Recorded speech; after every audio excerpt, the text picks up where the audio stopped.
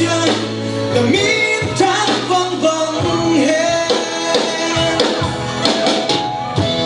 kí khe lâu thâu ba huy na kí khe lâu luôn không muốn chỉ chơi lại trong hai nát lại cả đã hôn cả non chán đâu bao hi đâu mà mùa hoài hi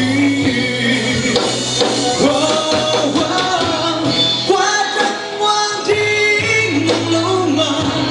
ôm lấy nắng bên má con ngoan bên hi đâu mà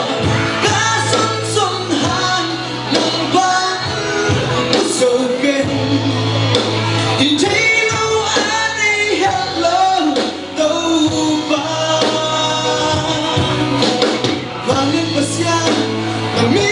tháng vang vang hè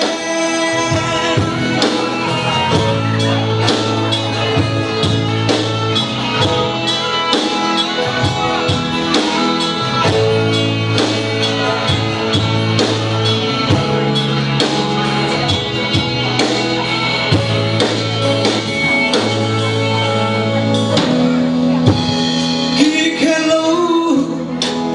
thâu ba huy na kí khe lâu chỉ một hôn chỉ thế lại trong này nặng lại cả đã hôn cả non chia đâu bao khi đâu bao mùa hoài hi quá rất ngoan đi nắng lâu mà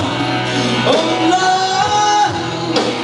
nắng bên má con ngoan bên hi đâu ba cá xuân xuân hàn nắng vàng một sầu kề nhìn thấy lâu anh đi hết lâu đâu ba và lên bờ xa là mi tháng vang vang hè muốn đam mê con phải chi đâu ba na hồi na con phải chi